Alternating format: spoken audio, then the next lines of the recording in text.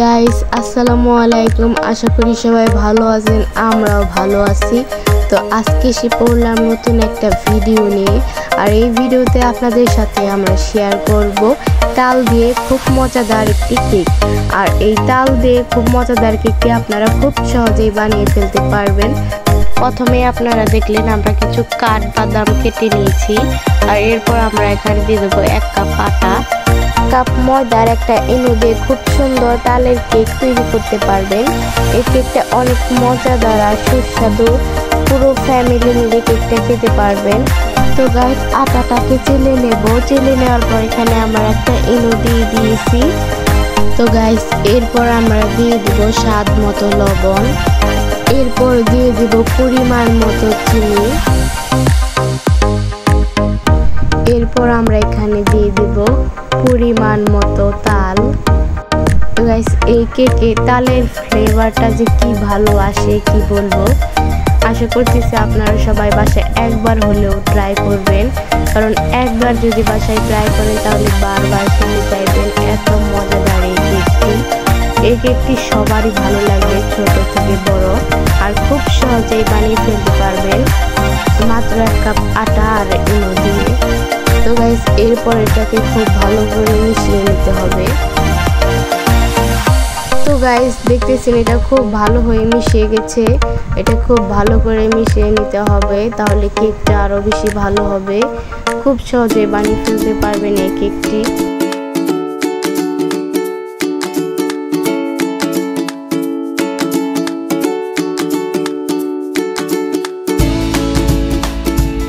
এই ডোটার মধ্যে আস্তে আস্তে পানি দিয়ে দিব।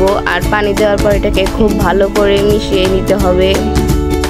গাইস আপনারা দেখতেছেন আমাদের ডোটা কিন্তু পুরোপুরি খুব ভালো হয়ে গেছে। দেখতেছেন পুরো পারফেক্ট ডো হয়েছে।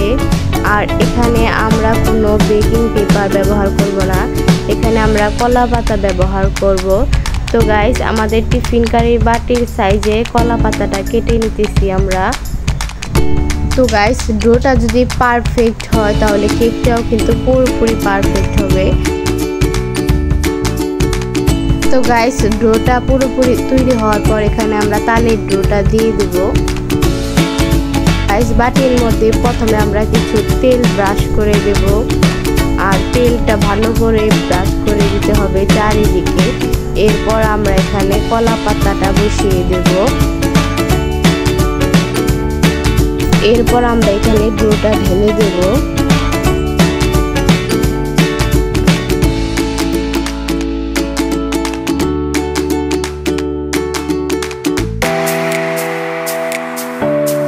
তো গাইস ডোটা ঢালা হয়ে যাওয়ার পর এটাকে আমরা ভালো করে ঝাঁকিয়ে নেব, যাতে ভেতরে কোনো বুদবুদ কিংবা খালি অংশ থাকলে যেন ভরে যায়।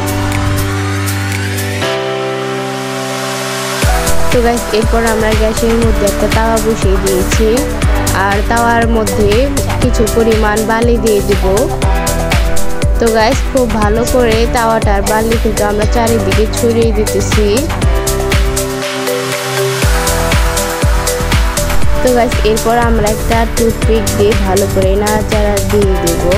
এরপর এখানে আমরা যে কাঠবাদামগুলো কেটে রেখেছিলাম সেই কাঠবাদামগুলো দিয়ে দেবো। তো গাইস চারিদিকটার উপর দিয়ে খুব ভালো করে কাঠবাদামগুলো দিয়ে দেব। তো গাইস আমাদের তাওয়ার বালি যখন গরম হয়ে যাবে তখন আমরা এখানে তো গাইস এরপর আমরা কেকের বাটিটা চুলায় বসিয়ে দেব। আর 30 মিনিট ওয়েট করতে হবে। আমরা 30 মিনিট পর খুলে দেখাবো এই কেকটা কেমন হয়েছে। আমার চুলার আঁচ কিন্তু দেখতেছেন একেবারে কম।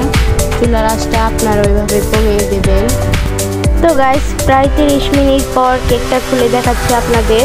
কেকটা কিন্তু দেখতেছেন ফুলে একেবারে পারফেক্ট হয়ে গেছে। আর একটা টুথপিক দিয়ে আমরা চেক করে নিতেছি এটার ভিতরে কাঁচা আছে কিনা। দেখতেছেন আমাদের কেকটা পুরোপুরি পারফেক্ট হয়েছে। আপনারা যদি কেকটা এভাবে তৈরি করেন তাহলে আপনাদের কেকটাও একেবারে এরকম পারফেক্ট হবে। তো গাইস যেহেতু আমাদের 30 মিনিট বেক করতে হয়েছে, যদি কেক একটু বড় থাকতো তাহলে কিন্তু আরও একটু বেশি সময় লাগতো। তো গাইস দেখতেছেন আমাদের কেকের নিচের পার্টটা কিন্তু অনেক সুন্দর হয়ে গেছে। তো গাইস এই কেকটা দেখেই বোঝা যাচ্ছে কতটা ভালো লাগবে খেতে। তো গাইস আমার ভিডিওটা যদি আপনাদের ভালো লাগে তাহলে সবাই লাইক কমেন্ট এবং সাবস্ক্রাইব করে দেবেন আর পাশে থাকা বেল আইকনটা বাজিয়ে দেবেন যাতে আমার ভিডিও ছাড়ার সাথে সাথে আপনাদের ফোনে নোটিফিকেশন চলে যায়। আর সবাই প্লিজ আমাকে ফুল সাপোর্ট করবেন। তো গাইস আমাদের কেকটা কেটে দেখাচ্ছি কতটুকু নরম, পুরো সফট এবং নরম কেকটি খুব সহজেই বানাতে পারবেন আপনারা। সবাই ভালো থাকবেন, সুস্থ থাকবেন, আল্লাহ হাফেজ।